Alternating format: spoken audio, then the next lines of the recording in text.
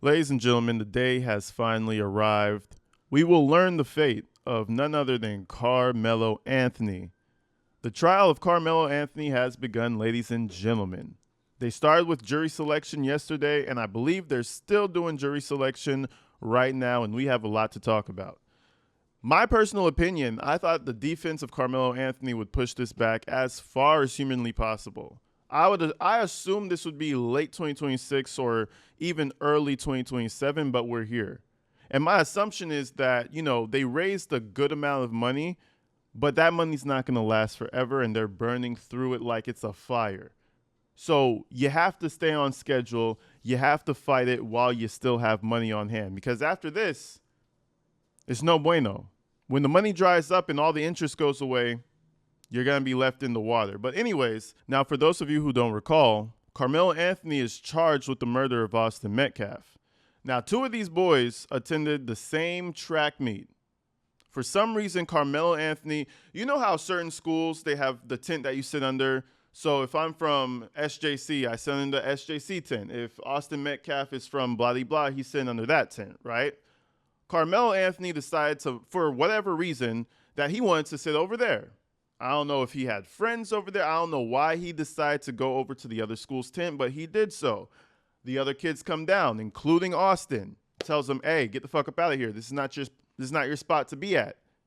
And this is where the conflict happens. Apparently, Carmelo Anthony had a knife on him at the event. And we all know, every high school, they have metal detectors. You don't bring weapons to school. Everybody knows you go to resource officers. You don't bring weapons to school.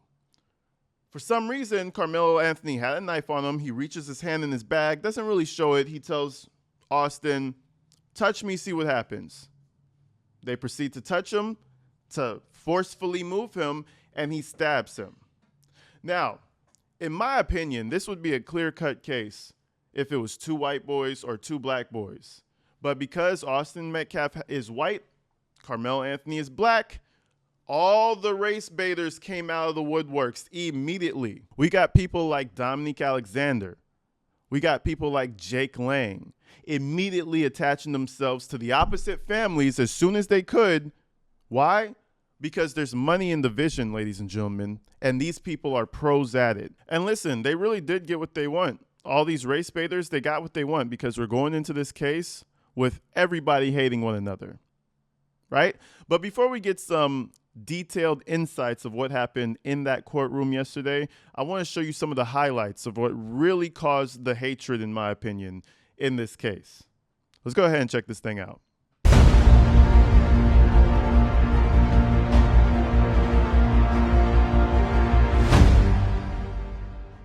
So now, ladies and gentlemen, we have Exhibit A. Moron, grifter, race baiter, Dominique Alexander. I remember when this shit came out, it was blowing me. It was blowing my mind. Who in their right mind would put this fucking moron as a spokesperson? I can tell America what we seen at the beginning of this press conference, the father being at this press conference. These are my words. Don't quote anybody. Is a disrespect to the dignity of his son. Next Generation Action Network from the beginning. Oh, there he goes, plugging his whole company again. Now, what he's talking about is, before they had this whole press conference and everything, the father of Austin Metcalf he came and he seemingly wanted to shake hands with the other father and pray. You know what I'm saying? He wanted to come through and start a whole truce and everything. But no. That would go against Dominique Alexander's divide and conquer ideas. That would go against his entire MO. Dominique Alexander wants you to hate the white man. Point blank period. That is his entire goal in life. And while you're hating the white man, give me a little bit of money, please. So this wasn't going to go alongside his MO. He had to demonize the guy coming over and make him seem like the bad guy. Oh, we don't condone the kid's father who just died coming here and making a mockery out of this situation. This guy is a fucking clown. I'm gonna give you a few more seconds of Dominique, and then we're gonna move on to some Jake Lang. Respected the loss of life. No matter our opinion of it, we have kept our opinion close. We have not attacked. We have not shared the information that was shared with us about Austin Metcalf. Because we respect the dignity of life and loss. So he's saying we didn't share information. He's talking like, hey, listen, we're being gracious to you, even though your son got stabbed in the heart for seemingly no reason. We'll find out. Apparently there's footage. There's all types of stuff that we, the public, haven't seen. So we're going to know exactly what happened that day. But it's kind of crazy that he would kind of take a jab at the family. This is while it just happened. We don't know what's going on. But anyways, let's move forward. So we have people like Dominique Alexander stirring the pot. Now we have one demographic riled up, right? Now let's move on. We got idiots like Jake Lang trying to attach himself to the Metcalf family. Oh, these white boys are being attacked by all these black barbarians, and we need to help our man. The sad part about it is I could laugh at this on both. Jake Lang and Dominique Alexander, they're the same person. One just has a tan and one is a little bit more white. They're the same individual. And I kind of chuckle to it because you see people actually fall for it. Riling behind Jake Lang. Yeah, they're going to take away our white boys. Then you got people behind Dominique Alexander. Yeah, the whites, they hate the black. You guys are fucking puppets, bro. And these are your puppet masters. These aren't even the foot man. It just blows my mind. But anyways, let's move on to some Jake Lang. He tries to immediately, like a leech, he tries to connect himself to Jeff Metcalf, Austin's father. Let's run this. Jeff, first of all, my entire heart rests in your hands. I would be in my position, not even as somebody even knew your son, but somebody that shares the same understanding. Yeah, you didn't know his son, you fucking weirdo. As someone who didn't even know your son, listen, I just know you want some money from the people who subscribe to your bullshit. Please give me some money. Look, Big Jeff supports me. That's all he wants. He wants to co-sign. He is a leech. They're both horrible people. Bro, they suck. First of all, my entire heart rests in your hands. I would be in my position, not even as somebody even knew your son, but somebody that shares the same understanding. I grew up as a 17-year-old young white man too, and I grew up in fear of my life around black people because they were killing and robbing people around me all the time. And I don't understand, as I was a father, you could sit idly by and not condemn the culture that killed your son. There is an epidemic problem in this country, and your voice... You realize how Dominic uses Austin as a prop, and he uses him as a prop as well? And I mean, they're unapologetic. They get in your face and they act like they give a fuck. Listen, my heart rests completely in your hands. I have never told someone that a day in my fucking life. To people I really care about, my heart rests completely in your hands. What are we... Fuck off, bro. Be one of the loudest voices in this country, but you've chosen to recoil out of fear and continue the suppression. Why will you not stand with me and with the rest of the people? We're not calling for racial divide. We're not calling for hatred. We're saying 350,000 attacks on white people by black people a year in this country is wrong. Why can't you stand that and say with that? Maybe you can. Would you be willing to stand by me in a press conference or in an individual interview and talk about this issue that is larger than Austin at this point? God rest the beautiful young man's soul that would have been one of our strongest voices if he was still alive today. Yes, I am, sir. Okay, my turn to speak. You are part of the fucking problem, my friend. You're trying to create more race divide than bridging the gap. I do not. Exactly. And I'm not sure if you heard the dad, but he said you're part of the fucking problem. They're the same person, bro. Dominic Alexander, Jake Lang, same. But you know what? It's working. Good for them, I guess, because there are a lot of sheep out here, and they'll just follow the loudest voice in the room. Bro, guys, this is a clear-cut case. Again, if this was 2 white boys, open and shut. 2 black boys, open and shut. But because the race dividers, you know what I'm saying, the race baiters, they saw that there was some cheddar to be made. We can make the masses hate each other. We can raise fundraisers. Think of all the money. Man, listen, I wouldn't be surprised if Jake Lang and Dominique Alexander were best friends texting each other late at night. I promise you, bro, this shit is not real, and you have idiots following it. Anyway, I'm not going to yap too much anymore about that. We got to move forward to one of the reporters who've been covering this case since day one. We got Sarah Fields, right? Everybody knows Sarah Fields if you've been here for a while. She's been on the ground floor with the Karmelo Anthony case. She's a local, you know what I mean? And she's been on it, right? So she's been in court. There's no cameras allowed, no laptops, no pictures, no just nothing. They don't want shit up in there because of this, right? So she's been inside. She's been going to the court. Seemingly, she's going to be there every day. So let's see what she had to say about the tension on the inside. So she says, day one, inside the Karmelo Anthony trial, I arrived at Collin County Courthouse at approximately 6:30 a.m. for day one of the Karmelo Anthony trial. The first thing that became apparent was security. Everyone entering the courthouse had to pass through screening. Okay. Cell phones and electronic devices were prohibited. The only items that I brought were a notepad, a pen, and my sunglasses. After passing through security, I made my way toward the courtroom area. The courthouse features a large, wide hallway leading to the jury assembly area. It was packed. There were so many potential jurors and members of the public present that you could not see the end of the hallway.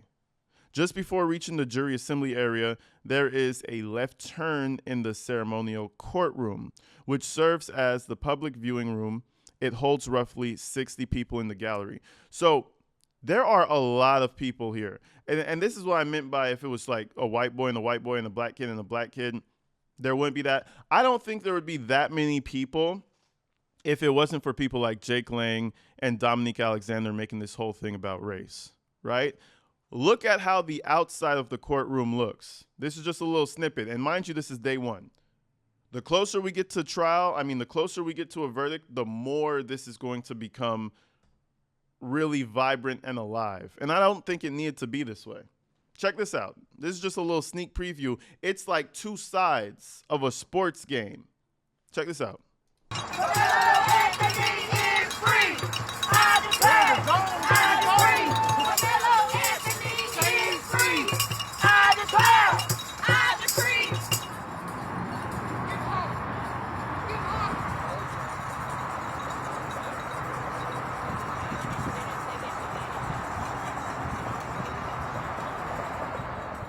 Now, mind you, that was day one, and they're just having a little friendly. They're exercising the beautiful right of free speech and protest and all that good stuff. But this can turn into a full-on racial war in Texas if we don't just take it easy a little bit. Okay, because I already know where this verdict is heading. And that's going to upset a lot of people. But let's keep going. We were among the first to arrive, but the doors were locked. Several members of the sheriff's department were stationed outside.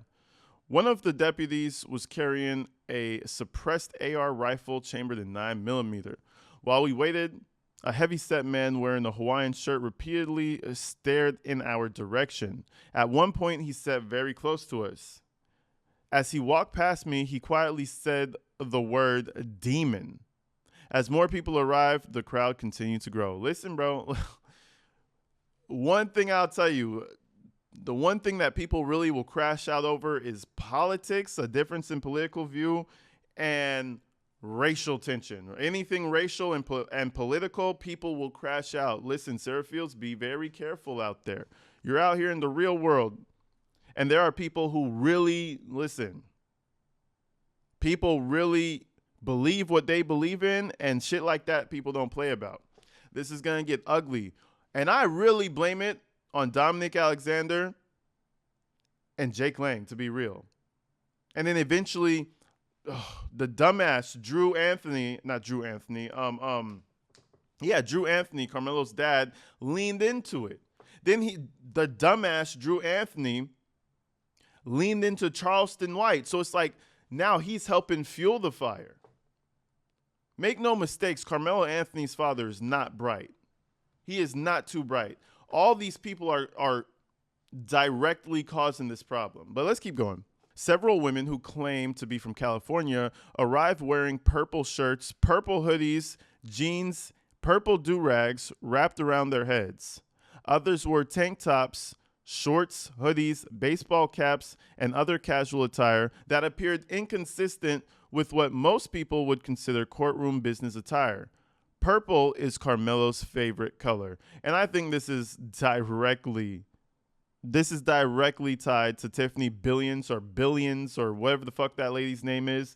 Remember, when there's a big race divide, there's a lot of money to be made, and these grifters will come out of the woodworks and start clawing at it, trying to get as much little nutrients as they can out of it before it dries up. I'm not saying this is her. I am not blaming Tiffany Billions, but I wouldn't put it past her. Tiffany Billions is like some TikToker weirdo that tries to like create groups, straight up hatred groups, to go and harass people, right? Allegedly. I wouldn't put it past Tiffany Billions to set up some type of full-on purple defiance color to go into court. That's right on brand for her. Not saying it's her, though. Let's continue. The tension in the hallway was palpable. You could almost cut it with a knife. At approximately 8:52 a.m., I approached one of the deputies and asked how seating was going to work. My concern was that if no line was formed, people would rush the entrance once the doors open. His response surprised me. I'm really going into this just as blind as you are. Well, shit. At that point, I made the executive decision to start a line myself. I walked to the front near the security table where purses were being checked and planted my feet. Within seconds, the crowd surged toward the courtroom entrance. The hallway against the wall became shoulder to shoulder. Damn, see, this is going to get ugly, folks. I'm telling y'all, folks. This is day one. This is jury selection. This is the most boring time.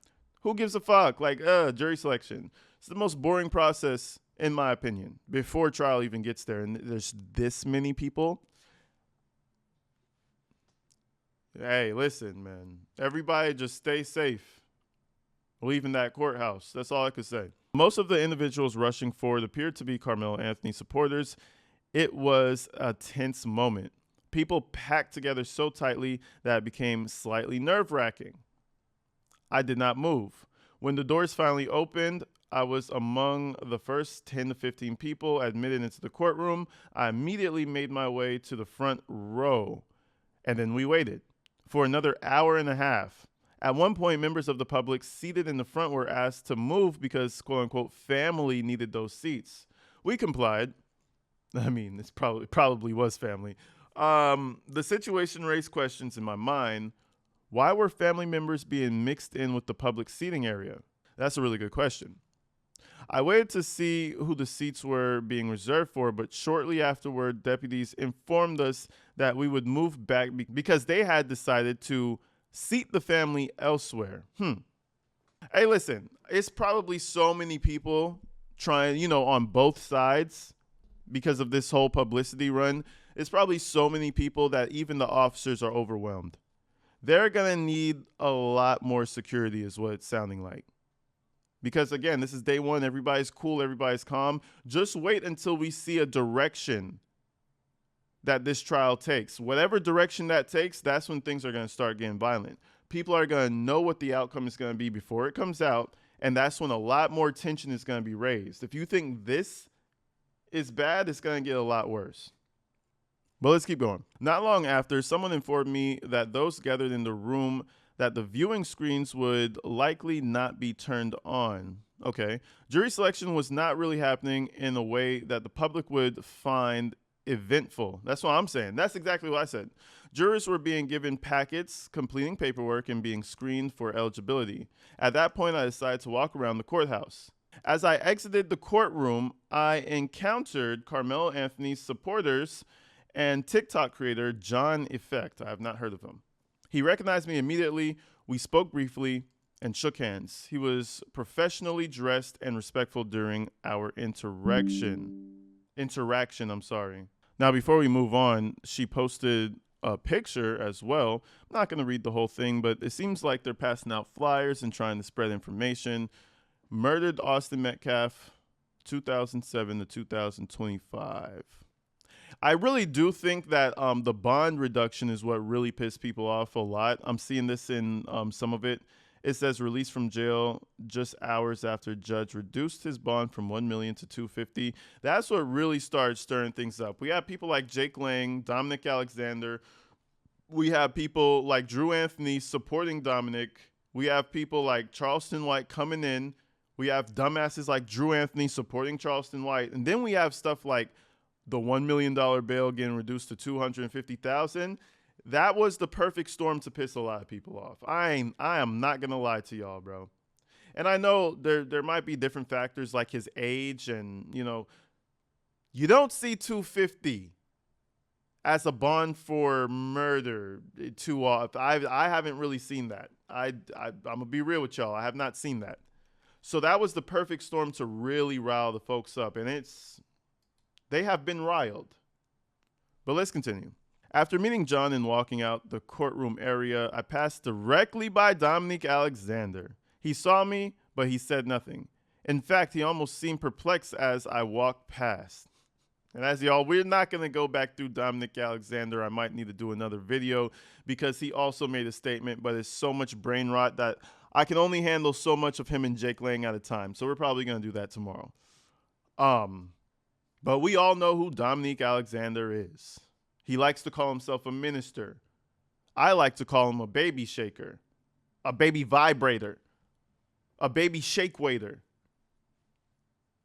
Go do your own research on that, Anyways, a short time later, I witnessed a sheriff's deputy escorting an African-American woman out the courthouse hallway. She was wearing a pink shirt with lace sleeves. Deputies were accusing her of jury tampering. I later learned that she was allegedly connected to the Anthony family and had reportedly been caught recording members of the jury pool. This is where the defense would probably welcome this. A mistrial sounds real nice. Sounds juicy, in my opinion. So they probably would welcome some jury tampering. Let's keep going. Outside the courthouse, the atmosphere was just as interesting. Several supporters of Carmelo Anthony were live streaming on TikTok and wearing Carmelo-themed shirts. There were also multiple members of the Black Panther movement present. In addition, a group calling itself the National Organization of Victim Advocacy, NOVA, was distributing flyers featuring Austin Metcalf's photograph. The flyer stated that the organization stood in solidarity with all the victims in anti-white violence. When I asked Jeff Metcalf about the group, he told me he did not know who they were. Of course he don't know who the fuck they are. Let's go back up. This image, I didn't read the whole thing. See, this is why you should read. High school track meet. It's more of the race baiters, guys. You see how this works? See, look, white children are being victimized daily. Oh, wow. Okay. White children are being victimized daily. An American anti-white system denies us the right to collect. You get it. And they're screaming at us while they say that. It's Dominic. It's these people. It's Jake Lang. They're all the same people, bro. They're all the same people. They're called Nova. And you know what? Now Nova has a little bit more traction. They use these cases not because they give a fuck. They use these cases because they could probably start a really cool fundraiser later on down the road. A really lucrative little fundraiser. Wow, that's crazy. I just assumed that was just a flyer made by... Anyways, let's keep going. When I asked Jeff Metcalf about the group, he told me he did not know who they were. By approximately 11 a.m., we decided to leave. Nothing was taking place inside the viewing courtroom. The screens were remained off, and there were no proceedings being shown to the public. Day one ultimately consisted of juror processing, questionnaires, and administrative matters. And then we go down a little bit. She says, "I will return on Wednesday for the continuation of jury selection." And I believe if everything goes as planned, ladies and gentlemen, we will have a trial by Thursday. The big T day, the big Thursday. So, we'll see what happens. I'll keep you guys updated, man. Stay inside, stay safe. You already know this is probably one of the bigger cases. And I just hope everybody stays safe during this thing because there are going to be a lot of tensions. Me personally, listen, let's just keep it honest, man. He took a knife to school, he stabbed the kid. I don't think that's equal use of force. He should have punched Austin in the face if he really felt like he was in danger. Number one, it's not like you're living in the real world, you're at school. You have an issue, you go tell the resource officer, or you run away, or you fight him, you punch him in the face. Bringing a knife to school, bro. And then some people would be like, oh, well, what if he was scared? Well, that means he should have informed someone. If you have to bring a knife to school in anticipation of a problem, you should not be going to that school, or there should be something done. If he already knew there was an issue coming for him, not in the streets, not walking to school in the streets, or he had inside of your school, someone should have known that. I don't see any way around that. You stabbed them, that's, man, whew, you need to get charged with something. We'll see. That's murder, gang. It's not self-defense. There's a fine line between murder and self-defense. You can't get, like, what's an example? Someone can't open, like, say there's this dude who's like 250 pounds. I'm like 180, and he open hand smacks the fuck out of me, smacks the fire out my shit. I tumble over, but I get back up. He's not rushing me or nothing. Maybe he's walking up to smack me again. I can't pull my gun out and shoot him. I could run away. I could fight him, but pulling the gun out and shooting him after he open hand smacks me, and I'm not physically in fear. Like, my life force is still intact. Sorry. You know what I mean? I'm still intact. I'm not about to get knocked out. People aren't surrounding me. There isn't a reason for me to have to escalate the force, is what I'm saying. You shouldn't escalate it. But anyways, we'll see what happens, man. A lot of people disagree with me. A lot of people agree with me. We'll find out what happens officially when this thing gets all said and done, man. I'll see you real soon. Peace.